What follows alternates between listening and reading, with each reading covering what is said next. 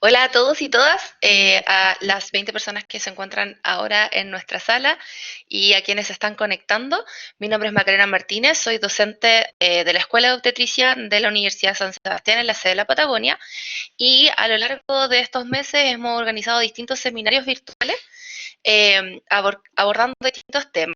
Hoy tenemos la compañía de estar con Remis Ramos Carreño, quien es profesor de filosofía, magíster de filosofía del lenguaje, la mente y la cognición de la Universidad Alberto Hurtado.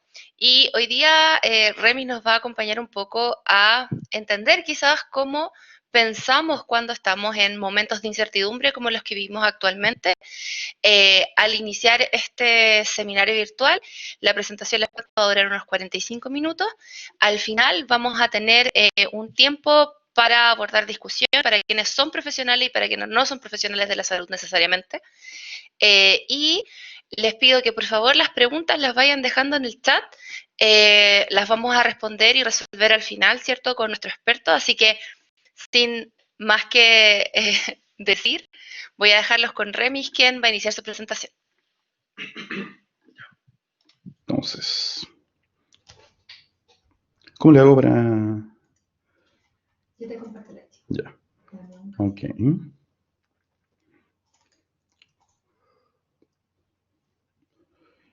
Ya, ¿dónde está el archivo? Ya, ahí está. Ya, bien. Entonces, me imagino que se escucha bien, espero que se escuche bien. Gracias, Macarena, por la presentación. Mi nombre es Remis Ramos. Como el señor Macarena, soy profesor de filosofía. O sea, soy licenciado en filosofía de la Universidad de Chile y magíster en filosofía de la mente, el lenguaje y la cognición de la Universidad Alberto Hurtado. ¿Ya? Una breve reseña personal. Llevo aproximadamente poco menos de 20 años metido en estas cosas de la mente y las ciencias cognitivas. Y por lo general los profesores de filosofía tienden a especializarse siempre en una área más o menos pequeña dentro de lo que es la filosofía. Y la especialización mía es principalmente filosofía de la mente y filosofía de la ciencia cognitiva. Y me da la impresión que es un área que se ha explorado súper poco en Chile, a pesar que tenemos, no sé, pues tenemos una escuela, que es la Escuela de Santiago, de Humberto Maturana y Francisco Varela, y que ha sido sumamente influyente a nivel internacional, y a pesar de eso, las ciencias cognitivas en Chile como que nunca han terminado de prender, por decirlo de alguna forma. Entonces, dentro de lo que es las ciencias cognitivas, obviamente está la interfaz entre la filosofía y la psicología, y lo que vamos a conversar hoy día, a propósito del tema de nuestra presentación, que es pensar bajo presión, incertidumbre y toma de decisiones en salud, se enmarca en lo que es, no sé, la psicología de la toma de decisiones y resolución de problemas, o específicamente lo que llamamos también la economía conductual. Aunque yo me gustaría darle una aproximación más bien filosófica a este tema y no solamente psicológica. Entonces, de entrada, antes de empezar con la presentación, yo quiero aclarar al tiro que esto no es una charla de autoayuda, esto no es algo así como cómo superar el estrés, cómo pensar mejor. O sea, acá yo no voy a tratar de vender algo así como una fórmula mágica o una receta milagrosa para pensar mejor, sino que la idea es ir aclarando algunos conceptos e ir discutiendo, conversando, qué podemos hacer para mejorar.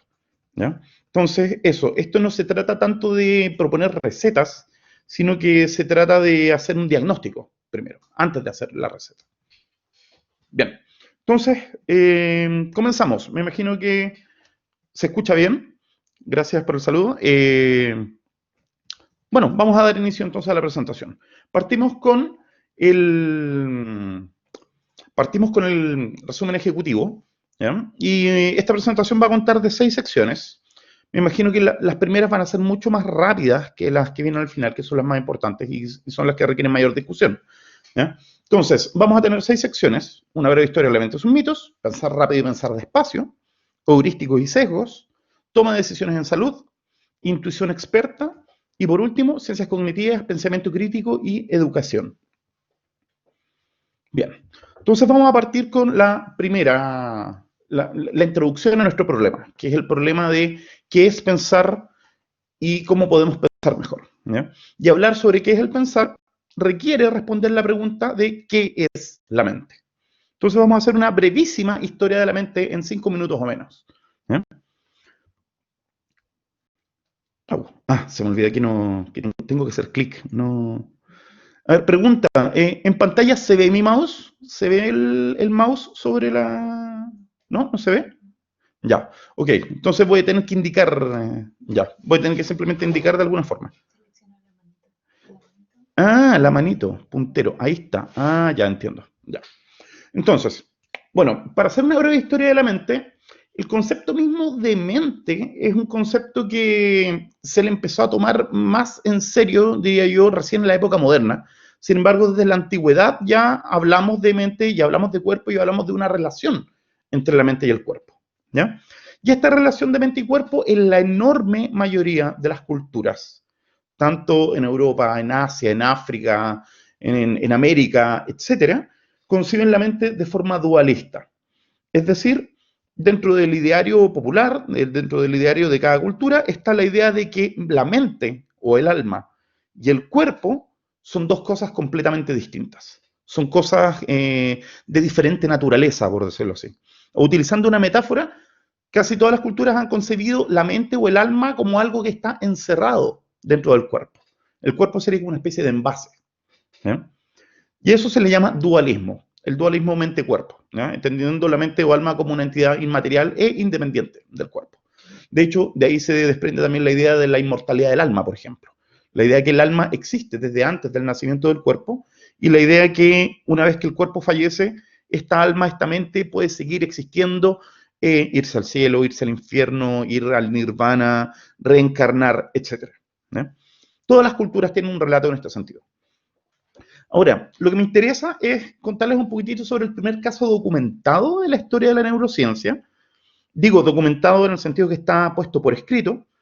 Y es interesante porque es la primera vez que se deja consignado en un documento médico la idea de que daños en el cerebro producen síntomas o producen problemas a nivel cognitivo. Y este es un documento que se llama el papiro de Edwin Smith, por su descubridor. El papiro es del siglo XVII a.C., y en este papiro se describe una lesión de un soldado que le llegó un lanzazo a la cabeza, fracturándole el cráneo, y que a partir de eso exhibe afasia, que es la pérdida del habla, o sea, perdió la capacidad de hablar, y además de eso experimentaba convulsiones. ¿Eh? Y eso fue el siglo XVII a.C. Lo curioso, lo gracioso es que muchos siglos después, aún así, seguían existiendo ideas equivocadas sobre la relación entre cerebro y mente o entre cuerpo y mente. ¿Ya? Y eso me lleva al caso de Aristóteles, que es uno de los padres de la filosofía griega, o sea, es uno de los grandes filósofos de la historia, y aún así, dentro de su obra uno puede encontrar un montón de errores garrafales sobre un montón de cosas. Yo, por ejemplo, cuando les contaba sobre Aristóteles a mis alumnos de colegio, hace mucho tiempo atrás, les solía contar que Aristóteles en un texto señalaba que las mujeres tenían menos dientes que los hombres. Y lo peligroso de eso es que esa opinión de Aristóteles, en cierta forma, se transformó en una verdad oficial hasta que a un médico en la Edad Media se le ocurrió contar los dientes de hombres y mujeres para darse cuenta que el número de dientes era el mismo. Eso es como una nota de precaución respecto a tomar una figura de autoridad como que haya dicho la verdad definitiva para siempre. Rara vez sucede eso. ¿Ya? Bueno, y Aristóteles pensaba que la mente, propiamente tal, o sea, los deseos, las creencias, las intenciones, la memoria, etcétera, todo eso estaba en el corazón. ¿Ya? Y de hecho, hasta el día de hoy nosotros nos llevamos la mano al corazón cuando queremos hablar de nuestros sentimientos, porque nuestros sentimientos se expresan principalmente en, no sé, en nuestra respiración, en nuestros latidos, etc. ¿Ya? Y de hecho en inglés se utiliza la frase de memorizarse algo by heart, aprenderse algo de corazón, para dar a entender que algo está completamente dentro de la memoria. ¿Ya? Respecto a las teorías que vinieron después, está la teoría de los 4 humores de Hipócrates, que es, bueno, falsa, y se le puede dar algunas interpretaciones bonitas, de hecho, pero lo que me interesa de la teoría de Hipócrates, de los 4 humores, que son la sangre, la bilis amarilla, la flema y la bilis negra, es el hecho de que es una teoría que vincula la biología de los individuos con sus rasgos de carácter. ¿Ya? En ese sentido, si bien es una teoría pseudocientífica, primitiva, está muy por encima, digamos, de las ideas de Aristóteles o de las ideas de sentido común respecto al funcionamiento de la mente, ¿ya? No es que exactamente, no sé, la bilis negra, los vapores de la bilis afecten la glándula pineal, como decía René Descartes, que también estaba equivocado en eso. Pero sí que existe una relación entre cuerpo y mente y esa relación la vamos a ir explorando a medida que avancemos, ¿eh? Ahora, hablando de teorías, yo acá espero que no haya ningún psicoanalista en la sala porque voy a decir algo que va a sonar un poco feo. Pero bueno, las primeras teorías científicas respecto al funcionamiento de la mente, podríamos decir que son principalmente dos. Hay varias más, obviamente. Pero por un lado tenemos la frenología de Franz Gall, que aparece en el siglo XVIII y postula la determinación del carácter y la personalidad basándose en la forma del cráneo, la cabeza y las facciones. Los frenólogos básicamente hacían mediciones del tamaño del cráneo y de dónde tenían cototos y dónde tenían hendiduras, y a partir de eso ellos inferían la forma del cerebro y atribuían ciertas características de personalidad, ciertos rasgos cognitivos a las personas. Ahora, ¿por qué está desacreditada esta teoría? Porque esta gente, especialmente en Francia y en Alemania, consideraba de que a partir del análisis de los rasgos faciales de una persona, se podía predecir las tendencias criminales de esta persona. Y por eso cuando se hace una crítica al uso de, por ejemplo, de reconocimiento facial en sistemas de inteligencia artificial, se dice de que si entrenamos estas redes artificiales con datos de los datos criminales actuales, vamos a estar reproduciendo una inteligencia artificial que va a tener exactamente los mismos sesgos que nuestros registros y nuestro sistema encarnan. Y que por lo mismo deberíamos rechazar enfáticamente eso, porque sería una nueva frenología. Ya. Eso con respecto a la primera teoría. La segunda, de la cual voy a tratar de hablar lo menos posible, es el psicoanálisis de Sigmund Freud, que entendía la mente como una colección de estructuras ocultas e instintos reprimidos. Me imagino que la gran mayoría de las personas que tuvimos psicología en el colegio, en algún momento nos hablaron de el ego, el yo y el super yo. O sea, no, ego, yo, super yo, sí, sí. Que sería como, utilizando una metáfora, ¿ya? El ego sería los instintos primitivos, ¿cómo se llama? Probablemente los instintos, ¿ya? Que son innatos y que son los que dominan las emociones. El yo sería la conciencia que emerge para mediar o para hacerse cargo de estos deseos difíciles de reprimir, ¿ya? Para adaptarnos a la sociedad. Y el super yo sería como una superestructura, digamos, que nos viene dada desde fuera y que desarrollamos para mantenernos a nosotros mismos a la raya. Entonces a mí me gustaba explicar estos conceptos como la idea de que dentro de cada uno de nosotros hay una versión de uno cavernícola, así, como, y una versión de uno que sería como un curita, Opus Dei, por decirlo así. Entonces, cuando los monitos animados muestran, ponte tú, no sé, pues a Bugs Bunny, al Pato Lucas, a cualquier dibujo animado, con un angelito y con un demonio a cada lado, ¿ya? La idea es básicamente la misma, ¿ya? Y el punto con el psicoanálisis es la idea de que gran parte de nuestros procesos mentales, de nuestros deseos, nuestras pulsiones, no son accesibles a la conciencia, ¿ya? O sea, nosotros no tenemos acceso explícito a nuestro propio pensamiento. En el fondo, la gran intuición que tuvo Freud y que yo considero que sigue siendo válida es el hecho de que la conciencia, aquello de lo que uno se da cuenta que está haciendo, que está pensando, es apenas la punta del iceberg del funcionamiento de la mente, ¿ya? Y Freud podría haber estado equivocado respecto a muchas otras cosas, pero por lo menos en eso tenía razón. Y respecto a la frenología, también podemos decir que hay una intuición original ahí, que es el hecho de que el cerebro se compone en dos módulos que están organizados y que están diferenciados funcionalmente.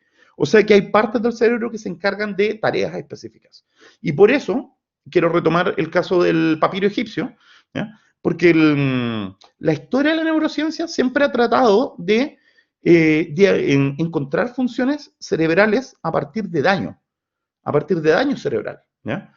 Y precisamente el área que se le dañó a este soldado egipcio probablemente es un área que conocemos hoy en día como el área de Broca, a propósito de un neurocientista francés que encontró que acá, en la sien izquierda, está el centro de la comprensión y los centros de la comprensión y la producción del lenguaje, el área de Broca y el área de Wernicke, ¿ya? Ahora, yendo a lo que vamos a llamar psicología de sentido común. uno de los consensos que hay dentro de las ciencias cognitivas es que en múltiples dominios existe algo así como un conjunto de teorías o ideas ingenuas que en algunos casos son innatas. Doy, por ejemplo, un ejemplo del por qué hay ciertas teorías innatas, ¿ya? ¿Se habían fijado ustedes de que a los bebés les encantan los globos? Y a los niños chicos les fascinan los globos. Es porque durante su aprendizaje, desde que una persona nace, uno siempre ve que los objetos sólidos, tienden a caer al suelo, ¿ya? Entonces, ver un objeto que en vez de caer hacia el piso, cae hacia arriba, es algo que desafía esta teoría primitiva respecto a cómo funciona el mundo. O sea, derriba la física de sentido común, ¿ya? Entonces, hay muchos dominios, por ejemplo, la física, la biología, la comprensión de la sociedad, la comprensión de la mente propia y de las otras mentes, que tienen así como una versión de sentido común de la teoría. La psicología del sentido común es esta idea de que entendemos nuestra propia conducta e interpretamos la conducta de los demás, atribuyéndoles deseos, creencias e intenciones. Y una creencia dentro de esta psicología de sentido común es una teoría, pseudo-teoría en realidad, una idea llamada el homuncularismo, que viene de homúnculo. En latín, homúnculo significa hombrecito, ¿ya? Y el homuncularismo consiste en creer que nuestras emociones y nuestras facultades mentales son agentes autónomos o pequeñas personitas que se mandan solas. Y por eso se entiende el pensamiento como una especie de pelea o debate entre estas personitas que viven dentro de la cabeza de uno. Volviendo al ejemplo este del diablito y del ángel diciéndote, es que mi ángel bueno, pero mi ángel malo, me dice que... Perdón, disculpen. Entonces, esa es una idea equivocada. Y de hecho, yo por eso le tengo bronca a Pixar por haber sacado Intensamente. Porque lo que hizo Intensamente fue hacer retroceder en décadas la comprensión de la mente de sentido común. Obviamente una broma, se entiende que una película para niños y no tanto, es una fantasía, pero la idea del molecularismo es exactamente esa, ¿ya?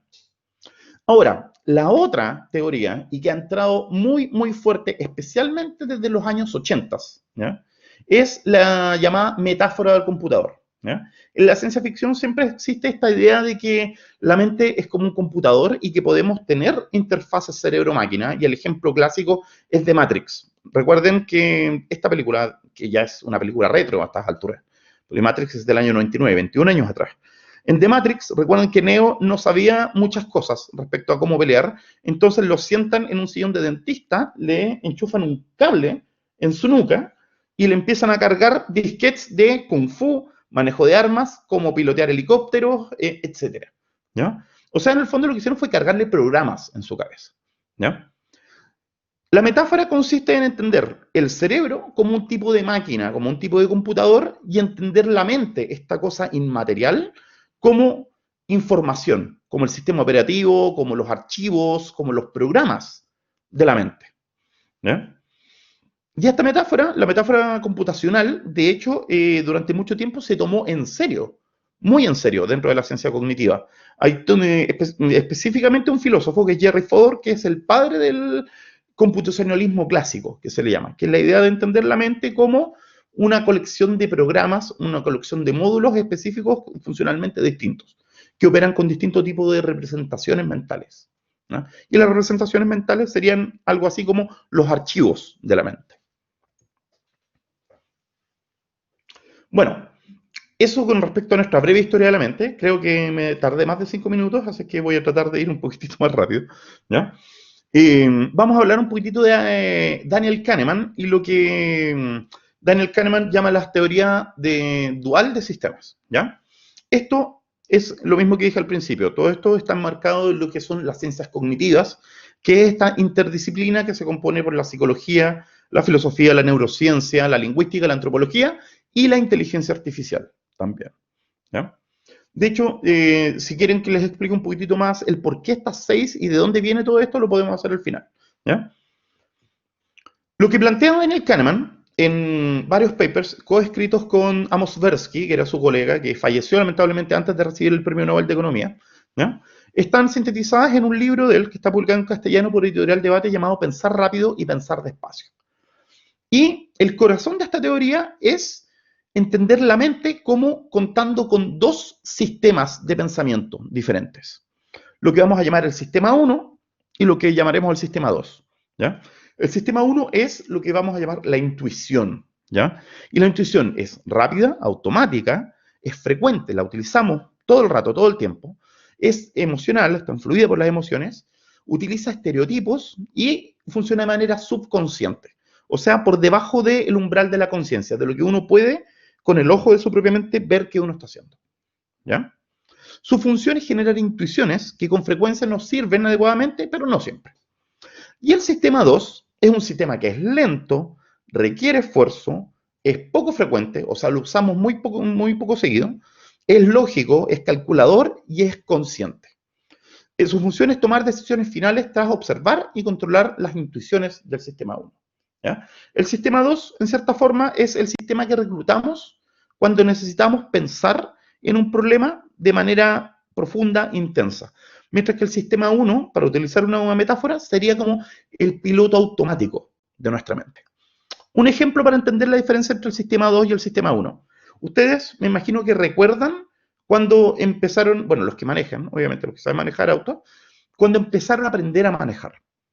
Cuando empezaron a aprender a manejar, una persona sentada en el asiento del lado les fue dando las instrucciones, paso a paso. Y ustedes fueron ejecutando esos pasos de manera deliberada y consciente, pisando el embrague, pasando el cambio, acelerando, señalizando, etc. Y todo eso en un entorno de práctica seguro, probablemente en un porrero, una cancha, no sé, etc. ¿Ya?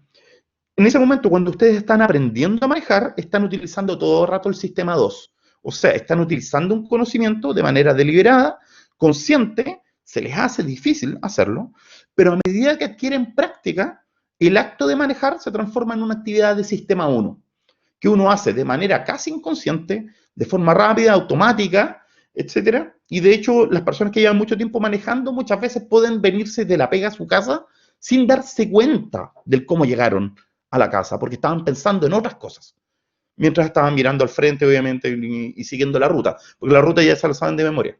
Entonces, cuando uno ya está muy acostumbrado a realizar una tarea, uno la automatiza, utiliza el sistema 1. Pero el sistema 2 es el que uno recluta cuando hay que pensar.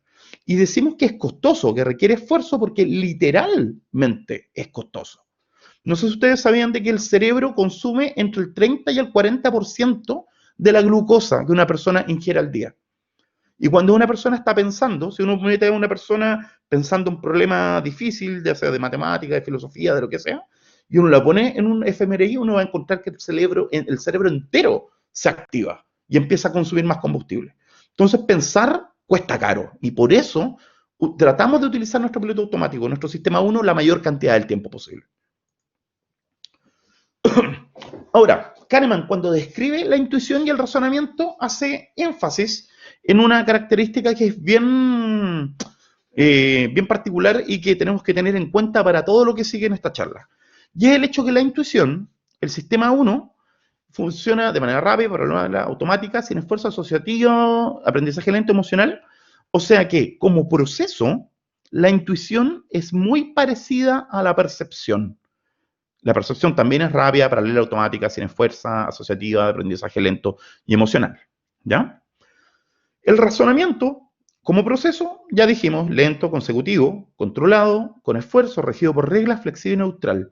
Pero lo curioso es que, si bien la intuición se parece a la percepción como proceso, en términos de su contenido, la intuición no se parece a la percepción, sino que se parece al razonamiento. Es un sistema de pensamiento propiamente tal. Mientras que la percepción utiliza estímulos corrientes, ¿ya? O sea, utiliza imágenes, sonidos, olores, etc. Tanto la intuición como el razonamiento utilizan representaciones conceptuales. O sea, utilizan conceptos abstractos, ¿ya? Además, a diferencia de la percepción, cuando uno percibe, uno está anclado en el presente. La percepción, básicamente, mi percepción en este momento en que veo mi computador, mi micrófono, la mesa, ¿ya? Y escucho la lluvia por la ventana, solo puedo percibir lo que está pasando ahora, ¿ya? Pero la intuición y el razonamiento pueden trasladarse, pueden ir hacia el pasado, a la memoria, y pueden ir hacia el futuro, en nuestros deseos, nuestros planes, nuestras expectativas, lo que queremos hacer, nuestros deseos. ¿ya? Y además, tanto la intuición como el razonamiento se pueden evocar con el lenguaje, mientras que la percepción es muy difícil evocarla con el lenguaje, ¿ya? El ejemplo del por qué la percepción, los perceptos, son difíciles de evocar con el lenguaje es mi ejemplo favorito. ¿Cómo le explican a una persona la diferencia de sabor entre una manzana y una naranja a personas que no han probado nunca ninguna fruta? ¿Cómo se le puede explicar la diferencia? O, de hecho, más difícil todavía, explicar la diferencia entre el sabor de una manzana y una pera a una persona que nunca ha probado la pera y solo ha probado la manzana. ¿Cómo le digo en qué es diferente la pera con la manzana? ¿Hay un vocabulario para eso? Me da la sensación que no.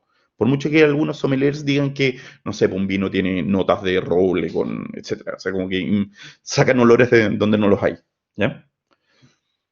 Entonces, Daniel Kahneman, que es el creador de esta teoría, ¿ya? Plantea que el sistema 1 está preparado para creer y no para dudar, ¿ya? Y tiene tanto miedo de la incertidumbre y del azar que a menudo salta a conclusiones precipitadas, pero capaces de convertirse en buenas historias. El sistema 1 lo que hace es llegar a la conclusión automáticamente y luego de eso nos contamos una buena historia para justificar esa conclusión.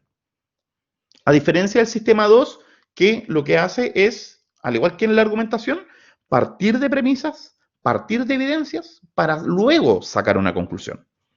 El sistema 1 es al revés. El sistema 1 siempre parte con las conclusiones y luego las justifica, ¿ya?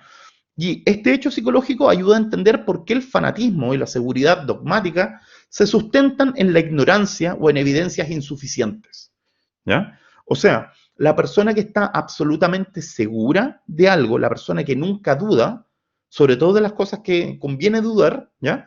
Es una persona cuyo dogmatismo, su seguridad, se basa, digamos, en el desconocimiento, en una ignorancia, ¿ya? Entonces, eso con respecto al sistema 1 que ya hablamos. Respecto al sistema 2, esto va a ser relevante para la discusión a propósito del tema de la salud, es el concepto de algoritmo, que no sé si es que todos ustedes, las personas que están escuchando esta charla, lo manejan. Así que lo vamos a explicar lo más rápido posible, ¿ya? La inteligencia artificial entendió la mente como un computador, ¿ya? Y lo que trató de hacer era tratar de simular los programas que estarían implementados dentro del cerebro o dentro de la mente, ¿ya? Y un programa es esencialmente un algoritmo. ¿Qué es un algoritmo? Una secuencia de pasos que está estructurada lógicamente. Estos pasos tienen relación, o sea, tienen una relación lógica y dentro de estos pueden haber pasos que indiquen si se da la condición X, vaya a esta casilla. Si se da la condición Y, vaya a esta otra casilla. O sea, típicamente tenemos solicitudes de información, tenemos acciones y tenemos decisiones dentro de un algoritmo. Y todo programa computacional, en el fondo, muy en el fondo, cuando uno compila el código, o sea, no, cuando uno descompila el código, en el fondo van a aparecer eso, van a aparecer pasos, van a aparecer decisiones, van a aparecer solicitudes de información que hay que completar, ¿ya? O que el sistema tiene que ir a buscar esa información, y van a haber mecanismos, métodos para procesar esta información, ¿ya? Un algoritmo es esencialmente un diagrama de flujo, que me imagino que ustedes los conocen, los ubican, ¿ya? Y acá lo que tenemos en pantalla es precisamente un diagrama de flujo que se utiliza en la práctica clínica, ¿ya? Esto pertenece a la biblioteca del Ministerio de Salud y es un algoritmo, aunque en el documento no aparece con ese nombre, es un algoritmo que tiene que ver con, ¿cómo se llama?, con problemas cardiovasculares, ¿ya? No me voy a detener a explicar esto porque esto no es mi área, ¿ya? Pero si se fijan acá, tenemos, por ejemplo, asintomáticos, cefalea frontal, migraña típica, ansiedad, otros. Sin daño orgánico, sin daño cardiovascular, fondo de ojo, GI 2. O sea, hipertensión severa no complicada, ¿ya? Y se indica un curso de acción en este caso. Pero en estos otros casos de acá, se indican otros cursos de acción. Por ejemplo, en este segundo cuadro se detallan los síntomas que deberían hacer derivar, digamos, al paciente, digamos, a urgencia hipertensiva. Y se indica el tratamiento. Si no responde a ese tratamiento, se indica un cambio de tratamiento y se indican dos cursos de acción dependiendo de si el paciente mejora con ese segundo tratamiento o si empeora, ¿ya? Y por último, tenemos los síntomas graves que están acá arriba que constituyen una emergencia hipertensiva. Tengo entendido que eso es materia que se pasa ¿cómo se o sea, bueno, en las carreras de salud se hace esta distinción entre urgencia y emergencia. Es algo con lo que yo me tengo que actualizar, obviamente, o sea, porque... Y entonces, esto que está acá es esencialmente un algoritmo o un programa en el sentido de la inteligencia artificial clásica, ¿ya? Ahora, el problema con esto, la diferencia con un programa o un algoritmo ejecutado por un ser humano y un programa, o sea, un programa o algoritmo ejecutado por una máquina, es que el ser humano, en cierta forma, está diseñado para lidiar con la incertidumbre, mientras que el programa computacional, si uno le introduce incertidumbre, típicamente no puede manejarla bien y comete errores, o se cae el sistema, lisa y llanamente, como solía suceder antes, ¿ya? Otra de las cosas que plantea Daniel Kahneman es lo que él llama el what you see is what there is, ¿ya? Que se traduce literalmente como lo que ves es lo que hay, ¿ya? En el sistema 1 la intuición es insensible a la ignorancia. Tendemos a no darnos cuenta que nos falta información porque es un sistema que evolucionó para lidiar con la incertidumbre. No se detiene a evaluar o a medir, es un sistema que hace estimaciones y rápidamente salta a conclusiones, que está ahí para evitar la disonancia cognitiva y que está orientado a la acción y no la deliberación. O sea, el sistema 1 es para actuar.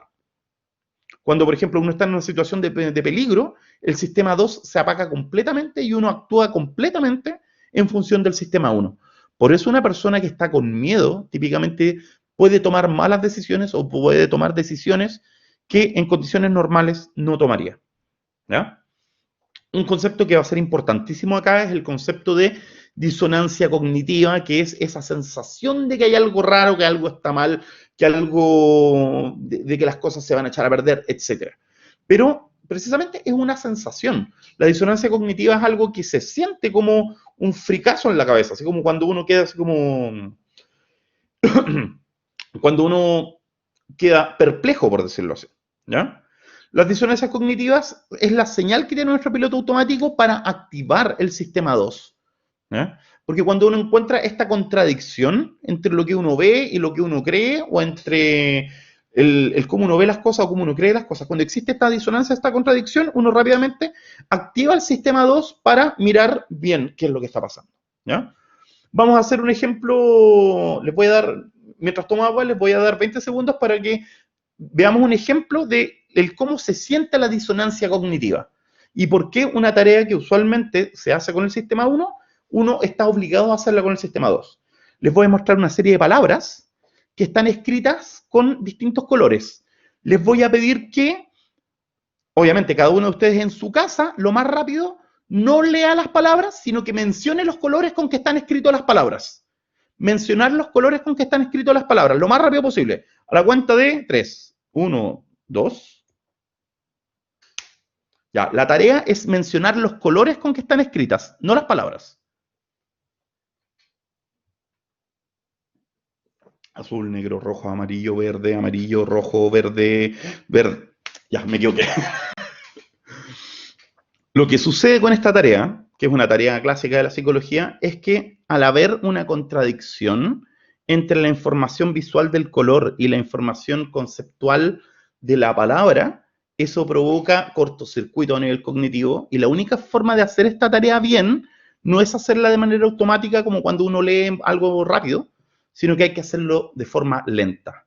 Veo que muchos están teniendo problemas con esto. Motonetas, Juan, dicen que brígido, me fui a la B, etcétera, ¿ya?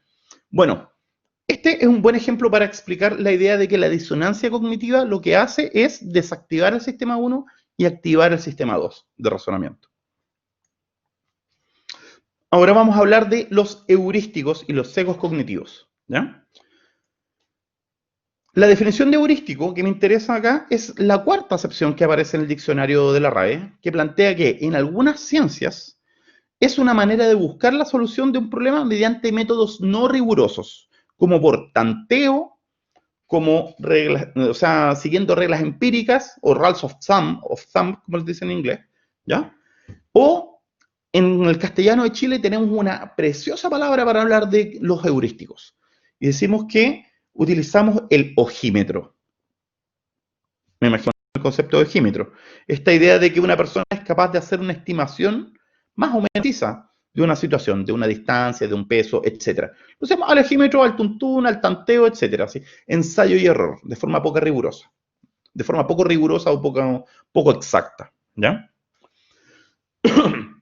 Bueno, Daniel Kahneman hizo un análisis de estas distintas estrategias que utilizamos para simplificar la información, ¿ya? Y encontró que existen principalmente tres tipos de heurísticos, ¿ya? Los heurísticos de representatividad tienen que ver con la categorización. Categorizar es una de las actividades cognitivas más importantes que nosotros los seres humanos hacemos.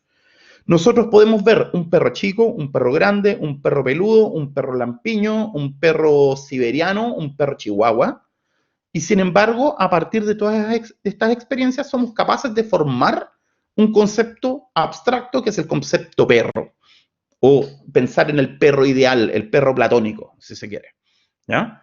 Entonces, las estrategias de representatividad se valen de esta capacidad de abstraer que tenemos y de generalizar, ¿ya? Y nos permite realizar juicios basados en la medida que los estímulos o situaciones nuevas se parecen a otros estímulos o categorías que nosotros ya conocemos. O sea, cuando hablamos de representatividad siempre hablamos de similaridad, juicios de que esto se parece a esto otro, ¿ya? El heurístico de disponibilidad tiene que ver con el funcionamiento de nuestra memoria. Y nuestra memoria, nosotros sabemos que no es un mecanismo de registro riguroso como sería, por ejemplo, la memoria de un computador o de un teléfono, sino que nosotros tenemos muchos problemas de memoria. Les recomiendo un fabuloso paper que se llama Los 7 pecados de la memoria, de un psicólogo llamado Daniel Schachter. La memoria está llena de distorsiones. Hay un montón de distorsiones de memoria, ¿ya? Y la disponibilidad lo que hace es explotar la estructura del cómo funciona la memoria, porque consiste en darle más importancia o más peso o más relevancia a la información que se puede recuperar más fácil y más rápido. ¿Ya? Entonces, típicamente uno siempre le va a dar más importancia a lo que recuerda de forma más fácil. ¿Y qué es lo que uno recuerda de manera más fácil? Las cosas que a uno lo emocionaron, las cosas que a uno lo impactaron de una manera particular. Si ustedes piensan, especialmente aquellos que salieron hace mucho tiempo del colegio, ¿cuáles son las asignaturas de las que más se acuerdan? ¿La asignatura más interesante, la asignatura más explicada o quizás se acuerdan de la asignatura con el profe con el que tuvieron una mejor relación? El profe que les voló la cabeza, el profe que les hizo, que en cierta forma les abrió su visión de mundo un poquitito. ¿No? Esas experiencias de adolescencia, de juventud o de cuando uno se está formando, cuando tiene una carga emocional o una carga así onda afectiva fuerte, tienden a consolidarse mucho mejor en la memoria que los datos que uno se memoriza para la prueba y después los olvida. ¿Ya? Entonces, bueno, vamos a hablar de eso al final, pero la disponibilidad como heurístico es la estrategia para realizar juicios en base a cómo la información puede ser recuperada de la memoria. Y por último, el heurístico de ajuste y anclaje que tiene que ver con la realización de estimaciones y que permite emitir juicios basados en la estimación aproximada de un valor inicial que posteriormente vamos ajustando hasta producir la respuesta final. Mi ejemplo favorito con esto. La abuelita de un muy buen amigo que probablemente está mirando esta presentación, cuando este buen amigo, Rodrigo, le preguntaba a su abuelita, ya, ¿cuánta harina tiene que tener esta masa que usted está haciendo? Y la abuelita le decía, un buen poco. Un buen poco. ¿Es una cantidad exacta? No. Lo que la abuelita quería decir en este caso es que uno tiene que agregar tanta harina como sea necesaria para obtener la consistencia que uno está buscando. Y esa cantidad no es exacta, o no es necesario que sea exacta. ¿Ya?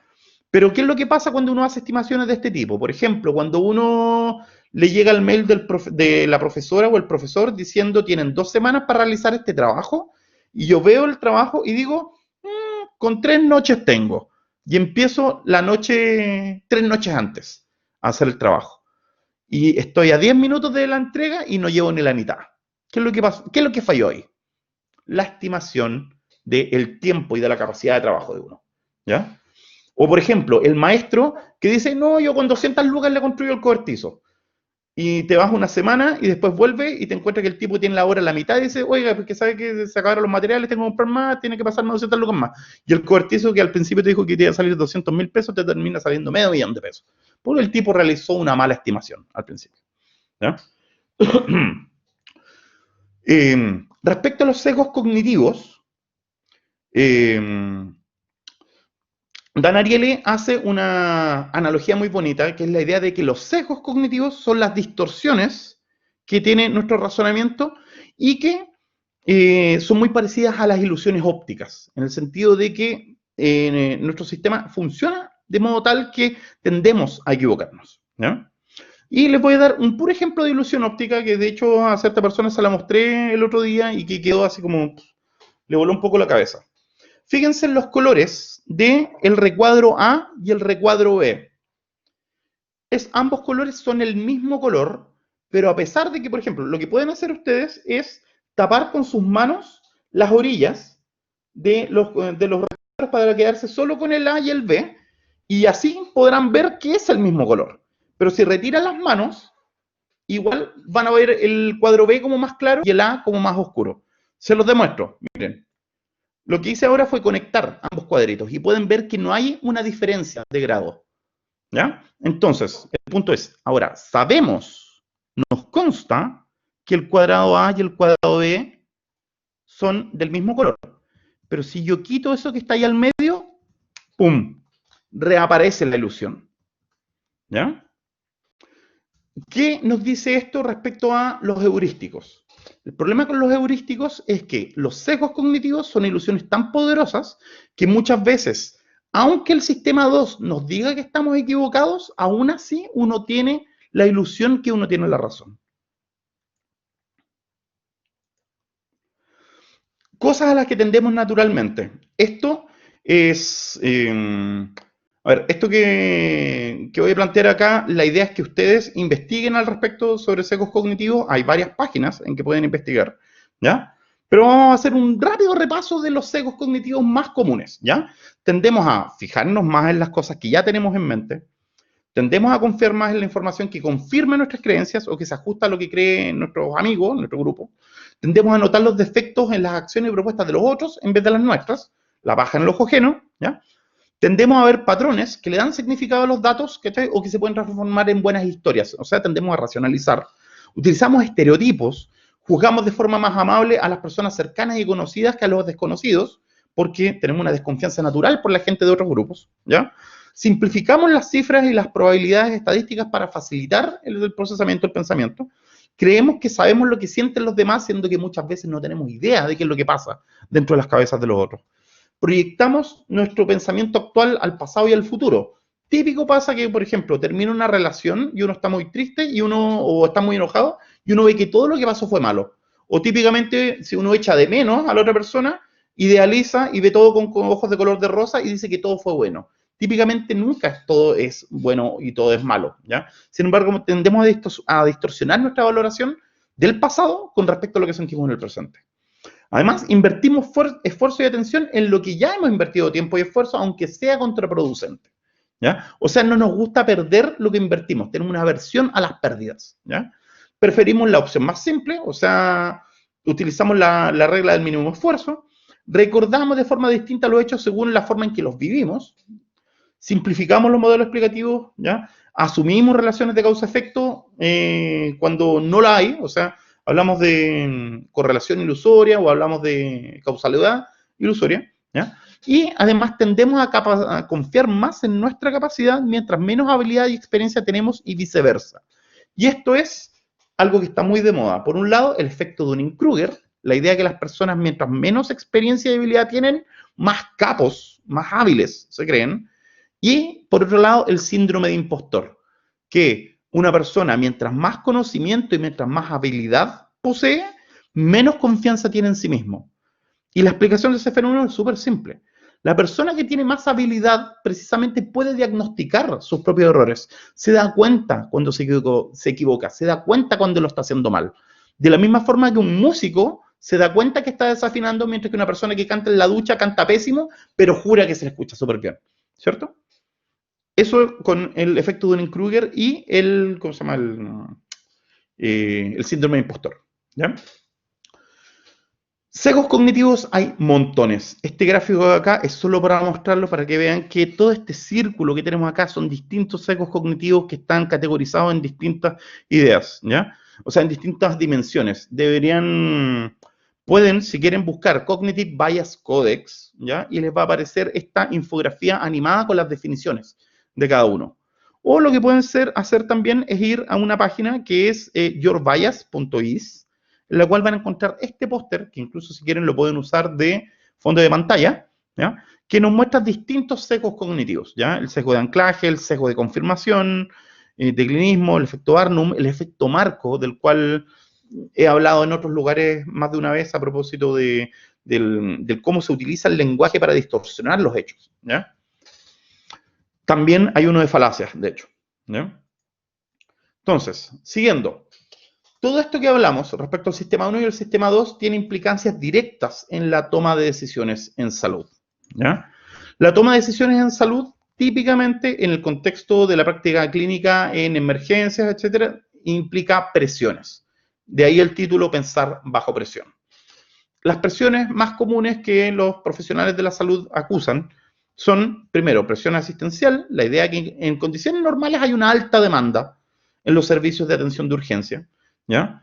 Y ahora, con la pandemia, se ha agudizado esta situación, ¿ya? Esta sobredemanda muy por encima por la capacidad de atención de los profesionales de salud, tanto en términos de recursos, en términos de tiempo y en términos de cantidad de personal también. Además, tenemos tiempos reducidos de atención en las urgencias, ¿ya? Tenemos muy poco tiempo para evaluar o diagnosticar, ¿ya? Tenemos ausencia de información completa, porque rara vez la persona que llega a urgencia está en condiciones de hablar o explicar qué es lo que siente, qué es lo que le pasa, y solamente se pueden observar los síntomas, los signos, ¿ya? Los signos que son evidentes a simple vista, pero uno no tiene reporte del paciente, ¿ya? Y a veces la familia tampoco puede dar información al respecto a su condición. Además, tenemos un tremendo desgaste emocional que hoy está en el centro de la preocupación por nuestros profesionales de la salud que están dándole cara a esta pandemia, ¿ya? Es el hecho de que el contacto prolongado con el sufrimiento de otras personas ejerce una presión emocional que le pesa a los trabajadores de la salud, los desgasta, los estresa, los quema, por decirlo de alguna forma, ¿ya? Además, tenemos turnos de trabajo de 24 o de 12 horas que aumentan el desgaste físico, tenemos falta de sueño, ¿ya? Y esto, la falta de sueño y la cantidad excesiva de horas de trabajo disminuye la capacidad cognitiva y afecta la calidad de la toma, la capacidad y la calidad de las decisiones que se toman. Y además, tenemos problemas que son perfectamente evitables, pero que por una cosa sistémica tenemos este problema, que es el de los insumos y el equipamiento deficiente, ¿ya? Tenemos una precarización de la labor sanitaria, no existe el material necesario para evaluar, faltan camas, insumos, y muchas veces los profesionales tienen que gastar mucho tiempo y energía en explicarle a los pacientes o a sus familiares el por qué no se están tomando las medidas que se deberían tomar en ese momento. Y además, la más importante de todas es el hecho que, a diferencia de otras profesiones estresantes, como por ejemplo ser policía, ser militar, ser cualquier profesión que implique riesgo propio, ¿ya? En la salud, el riesgo es el riesgo del usuario, del paciente, de la persona, ¿ya? Y estos riesgos, digamos, pueden tener costos altísimos, tanto económicamente como en el riesgo de su salud, ya sea en el deterioro permanente o incluso terminando en la muerte, en caso de una mala decisión, ¿ya? Ahora, las personas las personas que se dedican a esto, yo creo que todas tienen sumamente claro esto que vamos a mencionar, ¿ya? En la práctica clínica, uno desarrolla patrones de conocimiento y que son la base de las decisiones que utiliza el sistema 1 sin activar el sistema 2 a la hora de hacer diagnósticos. O que básicamente las personas, o sea, los profesionales de salud, a medida que van adquiriendo experiencia, van desarrollando algo de lo que vamos a hablar en unos minutos más, que es lo que llamamos el ojo clínico. Así como House, exacto. Así como House, exacto. ¿Ya? El procesamiento de información puede estar influenciado por sesgos cognitivos, ¿ya? De los cuales el tomador de decisiones puede no estar al tanto. O sea, los mismos problemas de procesamiento de información que vimos para el razonamiento en general se dan en la toma de decisiones clínicas, ¿ya? Una mayor comprensión de estos procesos puede ayudar a minimizar estos errores y aumentar la cantidad de buenas decisiones, ¿ya? Lo que tenemos acá en pantalla, esto es de un paper que está citado, de hecho, es el paper que está acá citado en la diapo anterior. Diapo que a todo esto pueden bajarla, digamos, no sé si pueden bajarla, tengo entendido que sí. Ya, si no, me la pueden pedir por interno después y se las comparto. En este paper se plantea precisamente un algoritmo, pero en este caso es el algoritmo del proceso de diagnóstico, ¿ya? Tenemos la presentación del paciente y nuestro procesador o identificador de patrones puede reconocer un patrón común, ¿ya? Que ya está almacenado en la memoria, que ya es producto de una experiencia, de una práctica, ¿ya? Y en ese caso, lo que sucede es que se activa el sistema 1. El sistema 1 tiene estos sesgos, o sea, estos problemas, ¿ya? Depende de las condiciones eventuales, de tareas difíciles, tareas ambiguas, y esto tiene que ser calibrado para llevar al diagnóstico, ¿ya? Sin embargo, cuando no hay un reconocimiento, lo que tenemos es la activación del sistema 2. Y el sistema 2 precisamente lo que hace es buscar patrones, ¿ya? Buscar evidencia, testear hipótesis, repetir, racionalizar, desracionalizar y calibrar para llegar al diagnóstico. Y si nos fijamos, el sistema 2 acá dice que requiere habilidad intelectual, educación, entrenamiento, pensamiento crítico, competencia lógica, racionalidad y requiere feedback, además. Todos estos conceptos ya vamos a hablar un poquitito más de ellos, ¿ya? Ahora, un caso de ejemplo que me facilitó la profesora Maca, ¿ya? Es precisamente el caso de Serena Williams, ¿ya? En el servicio de urgencia, una mujer en su cuarto día poscesárea, ¿ya? Luego de obtener los antecedentes, la usuaria le comenta que sufre una crisis de pánico y al revisar los antecedentes de la hospitalización, se remarca esta situación. La usuaria se observa con dificultad respiratoria evidente, sensación de opresión en el pecho, relata que dificultad para poder atender a su hijo y dice sentirse agotada al realizar cualquier actividad. El diagnóstico más obvio, en este caso, parece ser que es crisis de pánico. Sin embargo, lo que le pasó a Serena Williams, si pueden buscar la noticia, es que estaba teniendo un tromboembolismo pulmonar. Me sobran por acá, ¿ya? Y el problema es que ella tuvo que pedirle, tuvo que rogarle al personal sanitario que la examinaran y que no les descartaran sus problemas como una crisis de pánico meramente. Porque esa fue ¿cómo se llama? El diagnóstico inicial que se le dio, ¿ya? Y afortunadamente ella, por ser una persona famosa y por ser una persona conocida, tuvo la oportunidad de ser bien diagnosticada, ¿ya? Hay sesgos de género, hay sesgos raciales, hay sesgos económicos, sesgos de clase. De hecho, Serena Williams habla de sesgos de clase. Y este caso acá es un caso que lamentablemente es mucho más común de lo que quisiéramos, porque recientemente tuvimos un caso en Chile, que es el caso de Romina Rojas, ¿ya? A la cual también se le diagnosticó una crisis de pánico, ¿ya? Y sin embargo falleció, ¿ya? Falleció porque lo suyo, digamos, era ¿cómo se llama? Tenía problemas cardíacos y no era, digamos, una crisis de pánico posparto, ¿ya? Esto se enmarca dentro de un concepto importantísimo que también se habla mucho, que es el concepto de la violencia obstétrica, ¿cierto? Ahora, a todo esto, ¿cuánto tiempo no tenemos? Ya, dale nomás, ya, le doy nomás. Me imagino que están entretenidos con esto, o sea, es que espero que estén entretenidos, ¿ya? En el mismo paper que mencionamos más atrás, ¿ya? Aparecen una serie de sesgos cognitivos, ¿ya? Que vamos a ver su definición y podemos ver que hay casos clínicos que caen dentro de estos sesgos. Por ejemplo, el sesgo de anclaje. El sesgo de anclaje, o el anchoring bias, ya que pase, sí, anchoring se escribe, le da un énfasis indebido a una característica destacada temprana en una consulta. O sea, uno se queda pegado en la información inicial, ¿ya?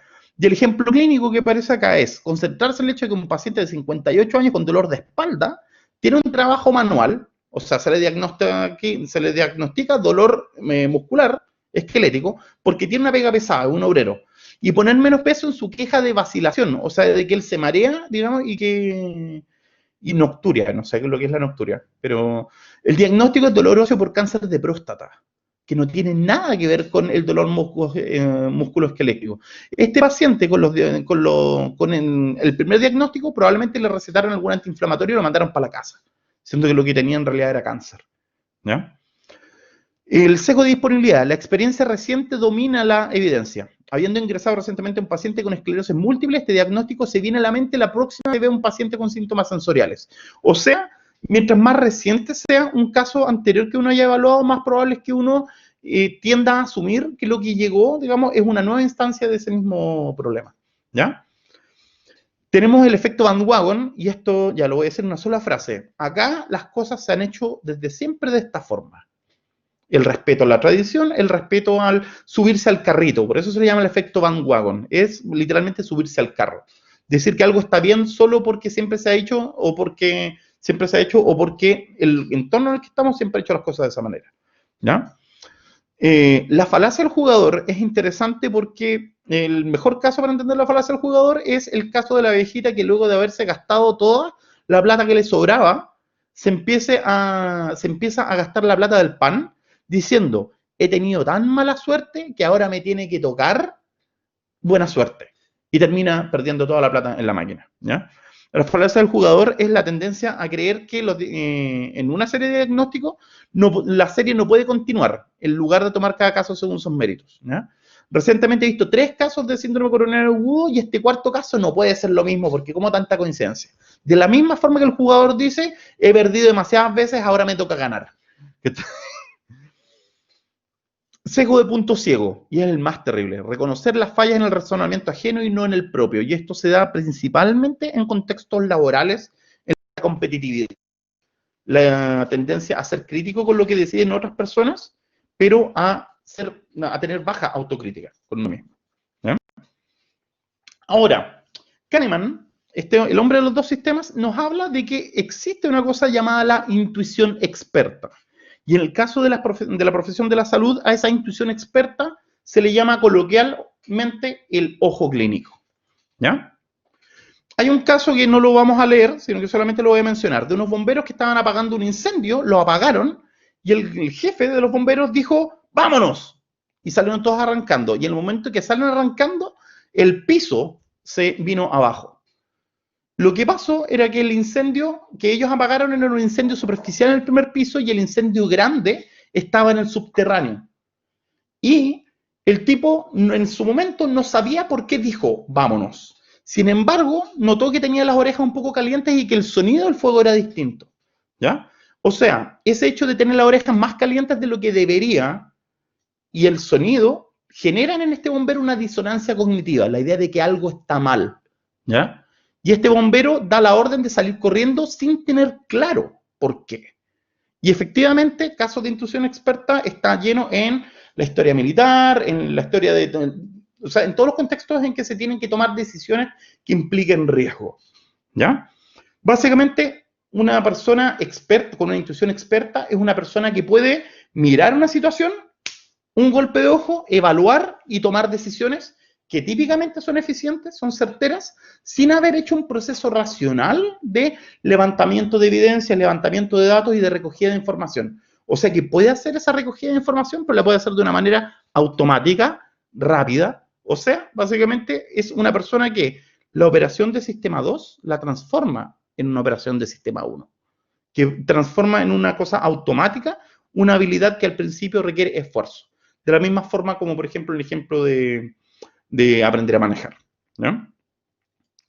Ahora, esto es una cita, de hecho, un paper que se llama Ojo Clínico de Evidencia Científica. ¿Ya? Dice, en nuestra profesión le llamamos ojo clínico como el don que poseen algunos médicos para realizar diagnósticos rápidos y certeros. Este término, antes popular, ha caído en desuso y se utiliza con mayor frecuencia en ambientes no médicos para resaltar la habilidad de anticipar acontecimientos o de calibrar a simple vista aspectos ocultos de la naturaleza humana. Volviendo a la idea, es como una especie de ojímetro, es un ojo privilegiado que puede hacer las cosas rápidamente. La medicina basada en evidencia, ¿ya? Se define como la utilización consciente, explícita y juiciosa de la mejor evidencia científica disponible para tomar decisiones sobre el cuidado de pacientes individuales. El concepto de medicina basada en evidencia depende y está constituido por procesos de sistema 2, no de sistema 1. Sin embargo, en opinión del autor, ¿ya? Los dos conceptos, el ojo clínico y la medicina basada en evidencia, no deberían ser antagónicos y rivales, sino que deberían complementarse en la práctica profesional. ¿Ya? Según Kahneman, los ingredientes de la intuición experta son 3. Primero, el dominio en que se va a ejercer esta intuición tiene que ser un dominio regido por reglas. No puede ser un dominio católico. O sea, católico, perdón. Caótico, quise decir. No católico. Ya. No tiene que ser caótico, sino que tiene que estar reglamentado, tiene que estar normado, regido por reglas. ¿Ya? Se requiere una base de conocimiento amplia, conocer las normas o reglas de juego de la profesión. O sea, se requiere saber mucho al respecto, se requiere conocimiento teórico, se requiere estudiar. ¿Ya? Solo se puede ejercitar los heurísticos de manera informada y basada en evidencia sólida y no en experiencias particulares. La típica de que a mi tía le funcionó esto, que a esta persona le resultó, etc. La idea es levantar evidencia. ¿Ya? Además, tenemos que tener oportunidades de aprendizaje. ¿Ya? Se requiere de práctica deliberada y constante para que en los que los errores no tengan consecuencias negativas. ¿Ya?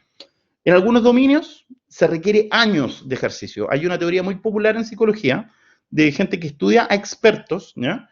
Erickson, otros autores, y hablan de la regla de las 10.000 horas. Para ellos, para ser un experto en un área, se requieren 10.000 horas de práctica. Por ejemplo, si uno está aprendiendo a tocar un instrumento musical, según esta teoría, si yo me demoro, a ver, si yo practicara 3 horas diarias todos los días, en un año tendría 1.000 horas apenas, ¿cierto? Por consiguiente, para llegar a un nivel experto requeriría 10 años de practicar 3 horas diarias para llegar al nivel máximo. O sea, desde cero a llegar a Jimi Hendrix en la guitarra son 10.000 horas de práctica. Y típicamente los grandes músicos son músicos que han practicado una cantidad enorme de horas, de la misma forma que los mejores profesionales típicamente también han tenido una amplia experiencia y muchas oportunidades para aprender, muchas oportunidades para equivocarse. Y esas oportunidades para equivocarse tienen que ver con el tercer ingrediente, porque equivocarse, ¿ya? Y el conocimiento teórico no sirven de nada si no existe feedback, si no existe retroalimentación constante y oportuna, ¿ya? Los errores detectados o corregidos tardíamente influyen mucho menos en el aprendizaje. Se debe asumir los errores de forma honesta y rigurosa para evitarlos, ¿ya? O sea, tú realizas la actividad y la persona que te está enseñando, la idea es que pueda retroalimentarte lo más rápido posible, o que tus colegas puedan retroalimentarte constantemente, y no ofenderse, no enojarse porque te dijeron que hiciste algo mal, ¿ya? Entonces tenemos estos 3 ingredientes: dominio regido por reglas, conocimiento de las reglas, tenemos oportunidades de aprendizaje, o sea, poder practicar, y además tenemos que tener feedback, retroalimentación, ¿ya? Ahora, ¿qué nos dice las ciencias cognitivas y el pensamiento crítico respecto a esta capacidad de desarrollar una intuición experta? ¿Ya? Hablamos de pensamiento crítico, ¿ya? El método científico, o sea, la formulación y testeo de hipótesis, la práctica basada en evidencia, el utilizar el razonamiento lógico, ¿ya? Método científico, que de hecho es un algoritmo también, el método científico, ¿ya? Es un conjunto de pasos que uno tiene que realizar para levantar y testar una hipótesis, y es un método para tratar con la incertidumbre, ¿ya? Esa es la función que cumple el método científico: despejar la incertidumbre, o sea, construir y mejorar el conocimiento, ¿ya? No necesariamente llegar a la verdad definitiva, pero sí por lo menos ir mejorando, ir cambiando nuestras creencias, cambiando nuestras prácticas, mejorándolas, ¿ya? Y de los 3 ingredientes de la intuición experta, los conocimientos, la regla, no, o sea, los conocimientos el conocimiento de las reglas, perdón, la práctica deliberada y el feedback constante, corresponden con las dimensiones de pensamiento y de competencia profesional, o de las competencias de pensamiento crítico, ¿ya? Por un lado tenemos los saberes, tenemos el hacer, las acciones, y tenemos el ser. Y le vamos a llamar la dimensión ser a la que tiene que ver con las actitudes, con los valores, las disposiciones. Entonces tenemos 3 dimensiones: conocimiento, acción y la dimensión ética, valórica. No debería haberse caído, ya. Espero que no se haya caído, de hecho, porque ya llevo una hora ya, entonces quiero terminar pronto para que podamos discutir, podamos conversar un poquito, ¿ya? Esta definición que está acá, que de hecho me quiero detener, a pesar que ya la tenemos en pantalla, yo quiero ser súper majadero con esto, ¿ya? Cuando hablamos de pensamiento crítico, siempre se habla del pensamiento crítico entendiéndolo como un conjunto de habilidades cognitivas, de cosas que uno puede hacer con la cabeza. Pero no siempre se pone el énfasis debido en la idea que el pensador crítico no es solo una persona que tiene ciertas herramientas, sino que un pensador crítico es un tipo de persona en particular, que está definida no solo por lo que es capaz de hacer y por lo que sabe, sino que principalmente se define por sus virtudes intelectuales, o sea, por sus disposiciones, por la forma en que es, y no solo lo que puede hacer y lo que sabe, ¿no? Entonces, esta definición, que viene del informe de la Comisión Delphi, para tratar de definir el pensamiento crítico, dice que un pensador crítico ideal es una persona inquisitiva, o sea, escéptica, que busca, bien informada, que confía en la razón, es de mente abierta, es flexible, es justa a la hora de evaluar, de hacer evaluaciones, es honesta cuando se confronta a sus sesgos personales, o sea, si descubre que tiene sesgos, los enfrenta, no los oculta, es prudente al emitir juicios, no es apresurado, sino que se toma su tiempo, está dispuesta a reconsiderar y, si es necesario, a retractarse. Es una persona que puede cambiar de opinión y que reconoce que cambiar de opinión cuando uno se equivoca es lo mejor que puede hacer.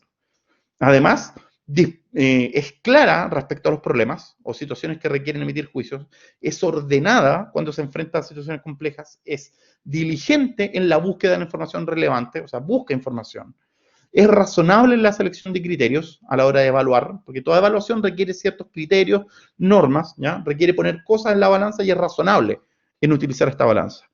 Está enfocado en preguntar, en indagar, investigar, y es persistente en la búsqueda de resultados tan precisos como las circunstancias y el problema o la situación lo permitan, ¿ya? Esta definición de pensador crítico yo creo que es probablemente la que encarna el ideal educacional que todas las carreras de pregrado, o sea, principalmente las carreras de pregrado, no solo del área de la salud, sino que de todas las áreas que implican el servicio a personas, ¿ya? Que implican el trato con personas, deberían inculcar este conjunto de valores. Y hasta donde entiendo, la enorme mayoría o casi todas las universidades tienen explícitamente consignado en su proyecto el desarrollo de valores y no solo entender la educación como entregar información y dar espacios para practicar, ¿no? Ahora, y esto lo voy a dejar acá en pantalla porque esto ya es casi lo último de lo que vamos a hablar. Para mí la discusión importante es que si sabemos que el sistema 1 es automático, es rápido y que tiene distorsiones, y sabemos que el sistema 2 es lento, requiere esfuerzo, requiere tiempo, ¿ya? Cuando hablamos de pensar bajo presión, nuestra pregunta debería ser, ¿cómo podemos transformar las habilidades de sistema 2 en habilidades de sistema 1? O mejor dicho, ¿cómo podemos educar a nuestros estudiantes y cómo podemos instarlos para que desarrollen una intuición experta? Y esta es para mí la gran epifanía que tuve yo al armar todo este cuento. Me di cuenta de que los tres ingredientes que plantea Kahneman, que era conocimiento de las reglas, oportunidades para aprender y el tema del feedback, de la retroalimentación, coinciden precisamente con estas tres dimensiones, las dimensiones del saber, los conocimientos, el saber hacer, las habilidades y las actitudes y disposiciones, porque es en el feedback donde se ve la disposición de la persona a reconocer sus errores, a corregirlos y a aprender, ¿ya? Este cuadro que les estoy mostrando en este momento es un cuadro de cómo yo, por lo menos a partir de lo que he investigado, cómo conceptualizo el pensamiento crítico. Y si se fijan, tenemos un montón de habilidades, tenemos un montón de contenidos y sobre todo en la tercera columna tenemos actitudes y disposiciones muy similares a las que se plantea en la definición del pensador crítico ideal que vimos en la página, en la diapositiva anterior, ¿no? Ahora, tomar decisiones bajo presión, sobre todo cuando esta presión es emocional y cuando lo que está en juego es la salud de otra persona, es extraordinariamente difícil, extraordinariamente complicado, y lo que me gustaría que discutiéramos es ir viendo ideas de cómo ir mejorando esto, tanto en nuestra propia práctica, los profesionales en general, así como también los docentes deberíamos realizar, digamos, llevar a cabo la enseñanza de nuestros estudiantes para favorecer un desarrollo en estas tres dimensiones, o sea, en los conocimientos teóricos, en las prácticas o competencias, y además en las actitudes, disposiciones o virtudes. ¿Ya? Entonces yo voy a ir a buscar más agua y vuelvo para que hagamos una discusión. ¿Ya? Eso es la presentación a todo esto. Vengo al tiro. Vuelvo en un segundo. Ah, de verdad que va a ir a buscar agua y quedo yo al mando.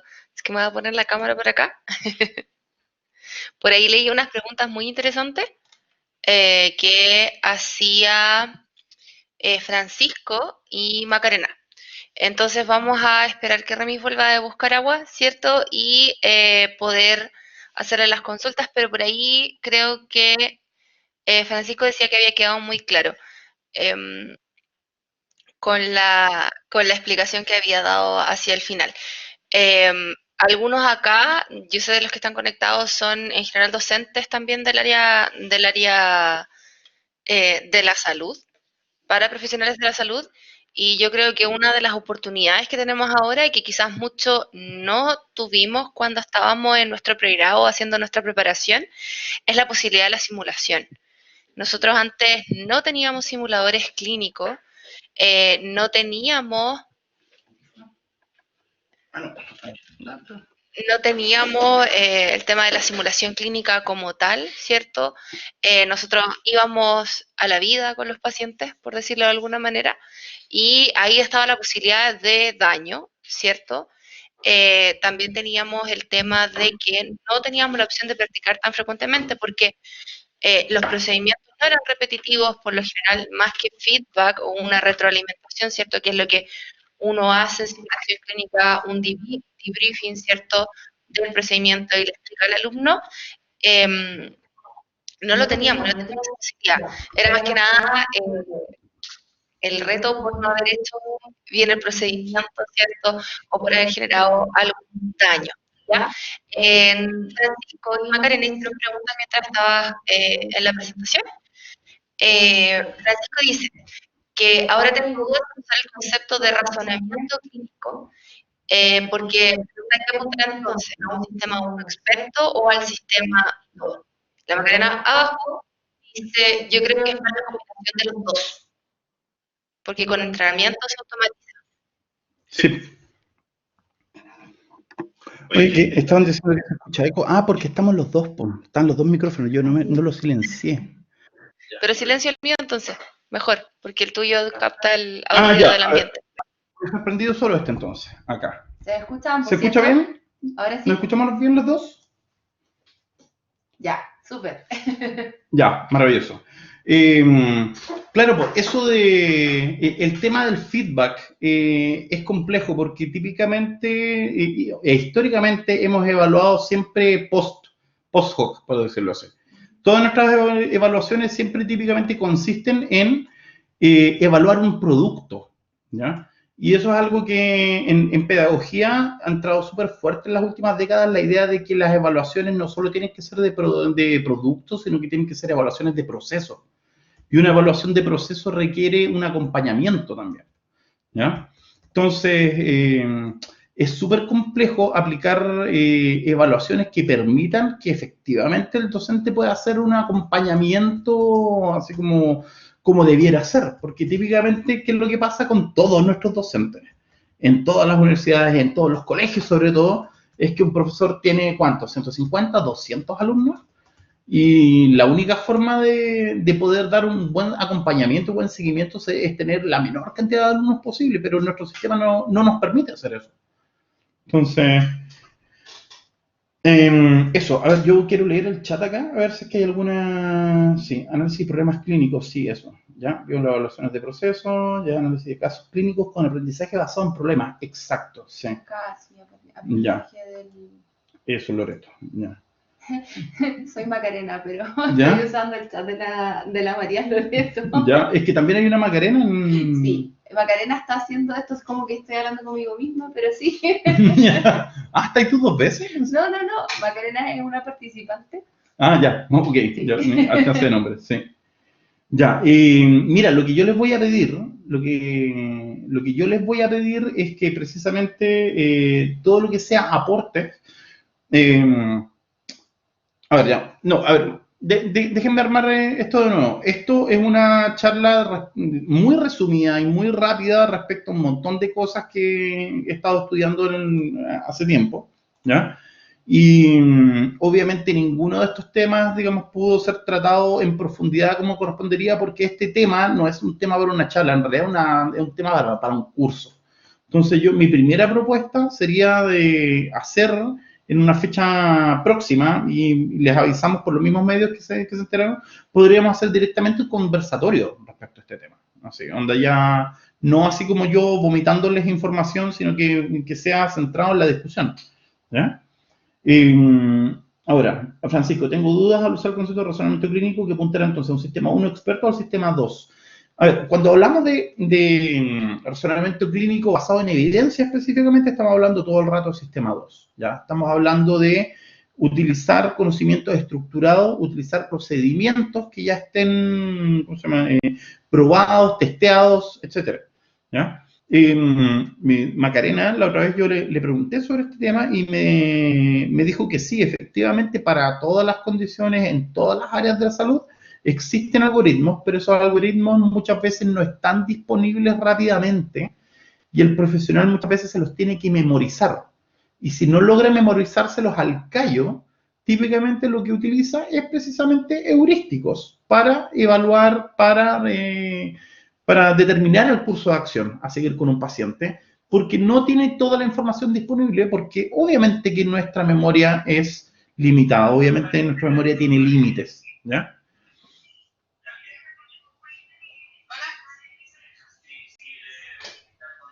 ¿Ya?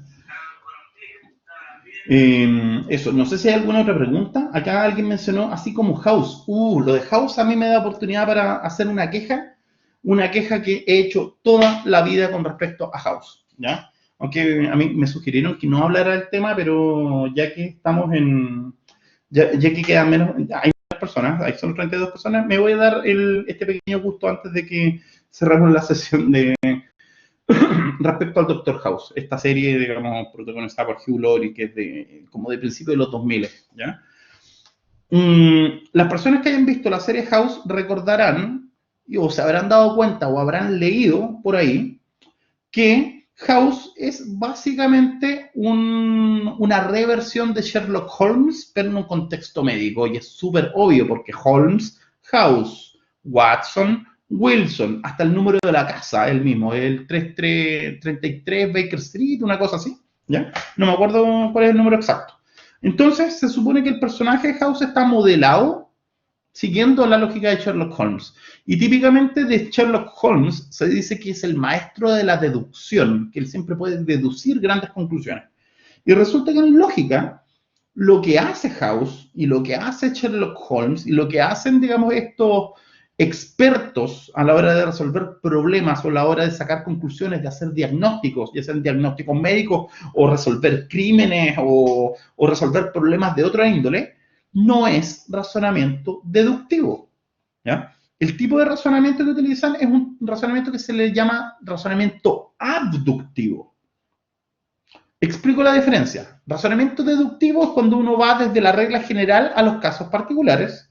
Inductivo, cuando uno va desde el caso particular y uno generaliza. En cambio, abductivo, el razonamiento abductivo es tomar una colección de datos, de hechos, de evidencias, de información y darle sentido a ese conjunto de datos que no tienen una lógica aparente o que no tienen una explicación aparente, y uno genera la mejor explicación que pueda dar cuenta de esos datos. Y cuando uno genera esa explicación típicamente tiene un formato de hipótesis.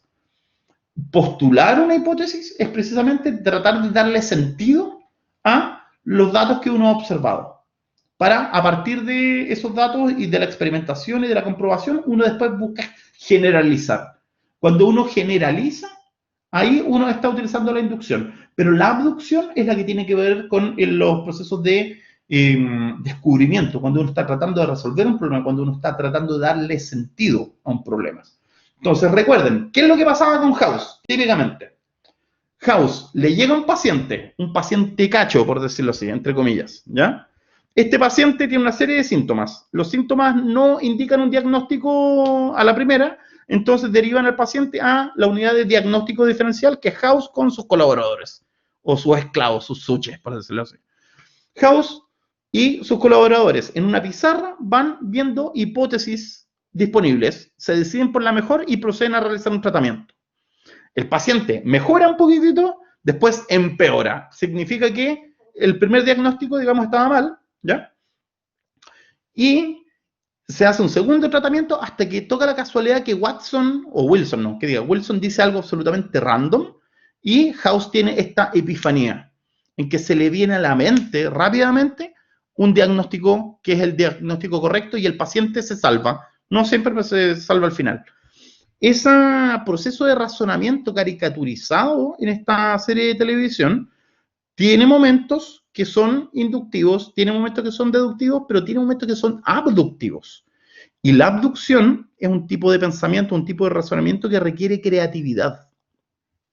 Y el problema es que cuando hablamos de contextos regidos por reglas, contextos estructurados, contextos en que hay que seguir normas, el razonamiento creativo típicamente siempre se deja para el final, se deja al último, ¿ya? Y el tema es que cuando uno tiene incertidumbre, cuando uno tiene información incompleta, se requiere pensar creativamente, se requiere pensar de manera flexible, de manera abierta. O mejor dicho, se requiere pensamiento crítico, ¿ya? Ah, sí, solo en un caso fue lupus, eso. La abducción es, abducir es un tipo de razonamiento que se le llama razonamiento a la mejor explicación, o best explanation, sí, claro, razonamiento a la mejor explicación, ¿ya? Y lo que tiene es que, a ver, tanto en la, a ver, lo voy a explicar de otra manera. La deducción es un razonamiento en el cual la conclusión es categórica, o sea, en una deducción, si las premisas son verdaderas, la conclusión tiene que ser verdadera. Es necesariamente verdadera.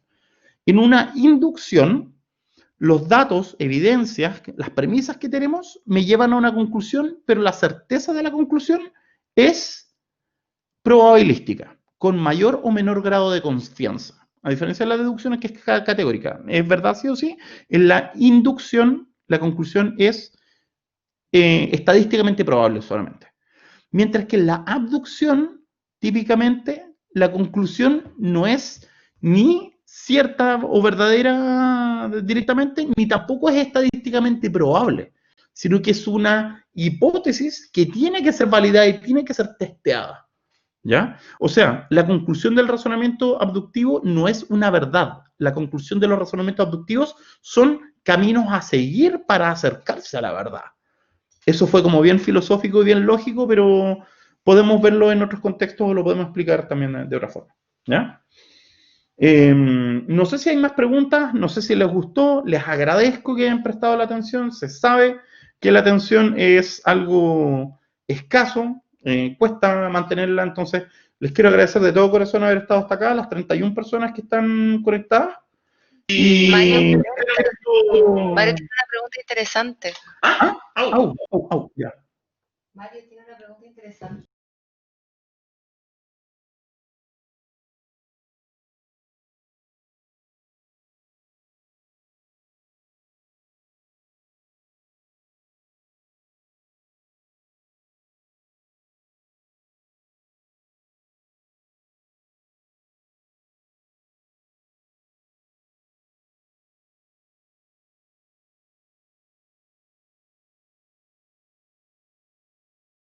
Donde compartimos las cosas, se escucha muy lejos. Ah, no sé qué, sí. O tú silenciaste. Sí, es que yo había silenciado el micrófono, ya. Este material lo vamos a compartir. ¿Ahora no escuchar los dos o no? No, ahora con este. Ya, solo con ese, sí, estamos solo con este. Los vamos a escuchar ambos ahora. Ya, sí. ¿Se escucha? Y fuerte, ¿cierto? sí. Ya, Hable súper. fuerte. Yo asumiendo que tenía el micrófono ambiental abierto. Pero bueno, Ya. lo que sí acá. Mario que consultaba las diferencias, ¿cierto? Francisco Sí. que agradecía, ¿cierto? A su sistema 2. Ya. A ver, Agradecía Mario. mucho por la presentación. Sí. Y lo otro, vamos así a hacer disponibles la presentación, el PPT, Yo creo que sí, Remy no tiene ninguna No, no tengo ningún objeción al problema. respecto. El PPT va a estar disponible. Este video, una vez que terminemos la presentación, va a estar listo más o menos en 1 hora. Yo ahí voy a tener el link y lo vamos a compartir a través de nuestras redes sociales. Sí. Creo que es muy probable que lo puedan encontrar en este Instagram.